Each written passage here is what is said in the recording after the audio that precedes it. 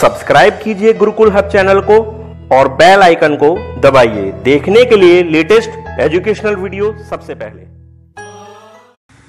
Hello guys, YouTube के Gurukul hub channel में आपका स्वागत है। और आज की इस वीडियो में मैं आपको जो मैथमेटिक्स की इंपॉर्टेंट ट्रिक्स वाली सीरीज चल रही है वही आपको आज भी बताऊंगा। आज भी मैं आपको कुछ ऐसे क्वेश्चन बताऊंगा जहां आप 1 से 5 सेकंड के अंदर किसी भी क्वेश्चन को ट्रिक मेथड से सॉल्व कर सकते हैं।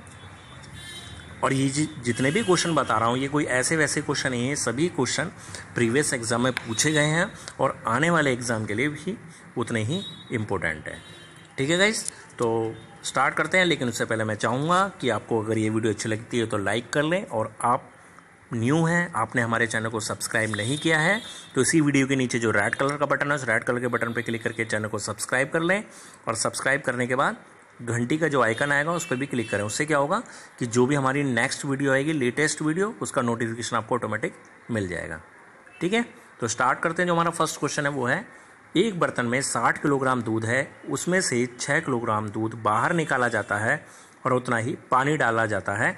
यह प्रक्रिया लगातार 2 बार और की जाती है, तो बर्तन में शेष बचे दूध की मात्रा बताइए। तो मैं टोटल जो बची हुई मात्रा है वो बतानी है। तो आपको करना क्या है, जो हमारे पास इस बर्तन में दूध है वो है 60, ठीक है, 1 माइनस ऊपर रखना है जितना दूध एक बार में निकाला जा रहा है यानी कि 6, और नीचे रखना है वही 60 वैल्यू।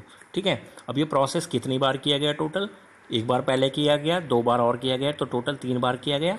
ठीक है, रखने का क्रम यही रहेगा, 60 रखेंगे जो टोटल मिक्सचर है इंटू 1 माइनस 6 जितना एक बार में निकाला गया, और अपॉन 60 जितनी वैल्यू है, और ऊपर पावर 3 जितनी बार प्रोसेस किया गया।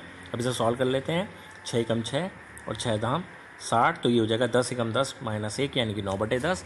तो 6 यानी कि 60 गुणा 9/10 हो जाएगा। ऊपर पावर 3 है और 9 की पावर 3 होता है 729, और नीचे हो जाएगा 1000। 0 से 0 कैंसिल हो जाएगी, तो ये हो जाएगा 4374, और नीचे अपॉन में 100। ठीक है, 4374/100, और जो होता है कितना होता है 43.74 यानी कि 43.74 इसका आंसर हो जाएगा। समझ में आ गया। पहले 60 वैल्यू रखनी है इंटू 1 माइनस 6 अपॉन 60। 6 से 60 10 टाइम्स कैंसिल हो जाएगा। उसको मैं आगे बता देता हूँ। जो कैलकुलेशन कैसे की है मैंने वो चीज़ मैं आपको दोबारा बता देता हूँ। ठीक है, थोड़ा सा इस कैलकुलेशन को समझ के चलेंगे। ठीक, तो वो हो गया था हमारा 60 इंटू 9/10। ठीक है, और क्यूब होगा उसका, तो कितना होगा 60 इंटू 729/1000। ठीक, 0 से 0 कैंसिल, तो ये हो जाता है 729 की 6 में मल्टीप्लाई करेंगे 4374, और नीचे हो जाएगा 100, और जब इसको भाग करेंगे तो ये हो जाएगा 43.74। ठीक है, किलोग्राम, यानी कि 60 किलोग्राम था और 6 निकाला, फिर उसमें उतना पानी डाल दिया गया। इस बार इस तरह से 3 बार प्रोसेस किया गया, तो लास्ट में जो उसकी मात्रा बचती है वो 43.74 kg बचेगी। ठीक है गाइस, तो इस तरीके से ये क्वेश्चन सॉल्व हो जाता है। अब सेकंड क्वेश्चन है कि कुछ पुरुष एक काम को 30 दिनों में खत्म कर सकते हैं। यदि 5 पुरुष और आ जाएं तो काम 10 दिन पहले खत्म हो जाता है। तो आरंभ में कितने पुरुष थे। तो अब इसमें आपको क्या करना है, पहले हम पुरुष मान लेते हैं x, और इसमें मल्टीप्लाई कर देते हैं 30, यानी कि 30 दिन में काम कंप्लीट कर सकते थे। अब अगर 5 पुरुष और आ जाएं, यानी कि अब कितने हो जाएं x + 5। ठीक, और कितने दिन में काम खत्म हो जाएगा, यानी कि 10 दिन पहले, यानी कि 20 दिन में। 0 से 0 कैंसिल, तो ये होगा 3x, और ये हो जाएगा 2x इंटू 2x + 10, और 2x इधर आ जाएगा तो 3x - 2x कितना होगा x, और यहाँ पर आ जाएगा 10। तो यानी कि पहले जो व्यक्ति थे वो थे 10। समझ में आया। पहले हमने x माना और इंटू 30, फिर x + 5 यानी कि 5 व्यक्ति और आ गए, और 10 दिन पहले खत्म हो रहा है यानी कि 20 दिन में खत्म हो रहा है, तो 0 से 0 कैंसिल करा, 3x बना, इधर 2 के अंदर मल्टीप्लाई करेंगे 2x + 10, 2x इधर चला जाएगा, 3x - 2x यानी कि x, और 5 × 2 10 आंसर आ जाएगा। यानी कि प्रारंभ में हमारे पास 10 व्यक्ति थे।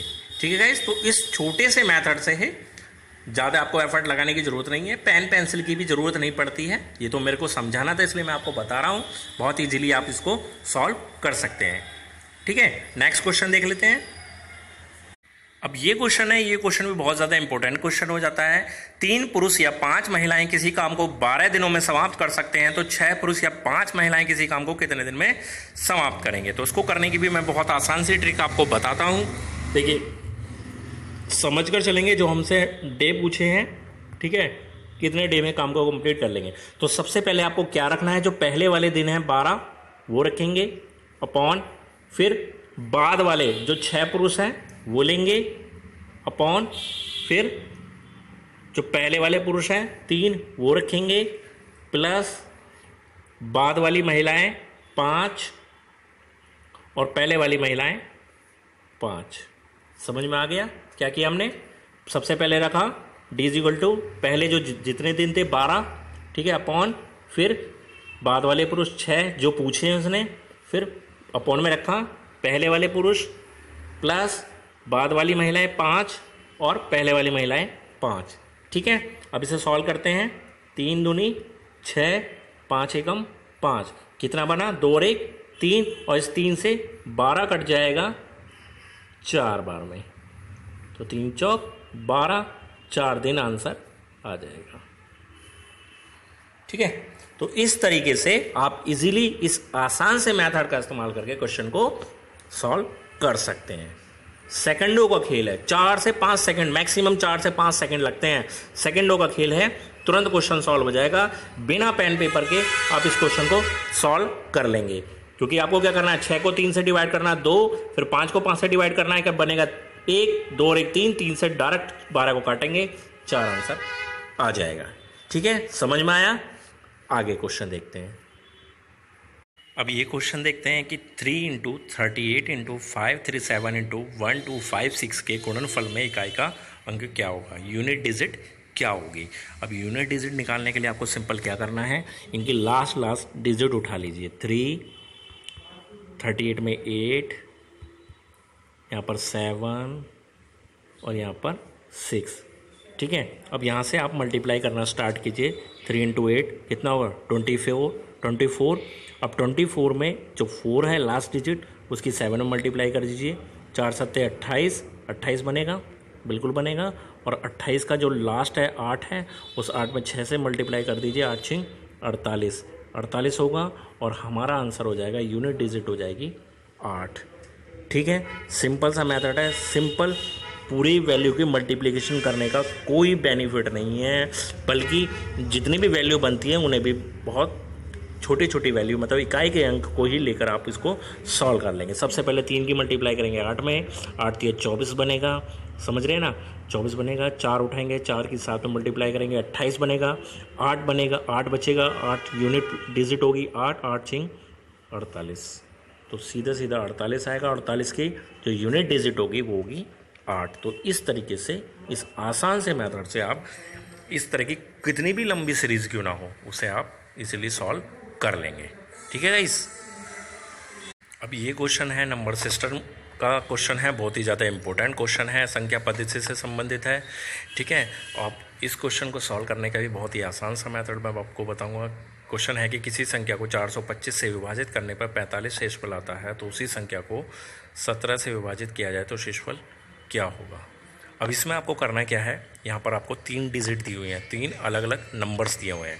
एक दिया है 425, ठीक है, एक दिया हुआ है 45 और एक दिया है 17। तो आपको करना क्या है, सिंपल 425 को तो आप कैंसिल कर देंगे। क्या करना है, जो फर्स्ट वैल्यू है, फर्स्ट नंबर उसे कैंसिल कर देंगे, और क्या करना है, जो आपका थर्ड वाला नंबर है, यानी कि 17 से 45 को भाग देना है। 17 से 45 को सिंपल भाग देना है। 17 दूनी 34, क्या बचेगा आपके पास, कितना बचेगा 11, ठीक है, और 11 आपका शेषफल बचेगा, और 11 जो शेषफल है, जो रिमाइंडर है, वही आपका आंसर हो जाएगा। समझ में आ गया क्या कहा मैंने, कि जो आपकी फर्स्ट वैल्यू है 425, उसे तो कैंसिल कर दीजिए, जो सेकंड वैल्यू है उसमें 17 से भाग दीजिए। 17 दूनी 34, 11 शेष बच जाएगा और 11 शेषफल जो है वही आपका राइट आंसर हो जाता है। तो ये क्वेश्चन बहुत ज़्यादा इंपॉर्टेंट क्वेश्चन है और इसको करने का तरीका उससे भी ज़्यादा इंपॉर्टेंट है। इसके ऊपर नंबर सिस्टम से रिलेटेड करीब करीब मैंने 3-4 वीडियो बना रखी हैं, आप उन्हें भी वॉच कर सकते हैं। ठीक है गाइस, तो आगे के क्वेश्चन देखते हैं। नेक्स्ट हो जाता है 6 क्वेश्चन है कि जब n को 6 से विभाजित किया जाता है तो शेषफल 4 प्राप्त होता है, तो 2n को 6 से विभाजित करने पर शेषफल क्या होगा।